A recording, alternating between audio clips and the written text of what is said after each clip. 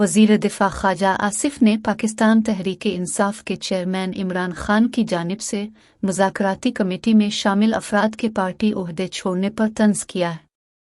गुज़िश्ता रोज़ साबिक़ वज़ीर दिफा PTI के खैबर पख्तूनख्वा के साबिक़ सदर परवेज़ खटक ने पार्टी ओहदों से मुस्ताफ़ी होने का ऐलान किया था। इस ऐलान के वक्त साबिक़ स्पीकर कौमी असम्बली असद कैसर भी मौजूद थे। गुज़िश्ता दिनों ही इमरान खान ने हुकूमत से मुज़ाकराती कमेटी का ऐलान किया था, जिसमें परवेज़ खटक और असद कैसर के नाम शामिल थे। अब परवेज़ खटक की जानिब से पार्टी ओहदों से मुस्ताफ़ी होने के बाद ख्वाजा आसिफ ने तंज़ किया है और अपनी पुरानी टिटकोरी ट्वीट करते हुए लिखा कि मैंने 5 दिन पहले कहा था कि इमरान खान मतबादलामनामों का साथ ही ऐलान करें।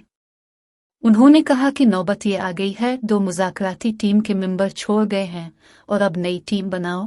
कप्तान के पास टीम के लिए 11 खिलाड़ी भी नहीं रहने।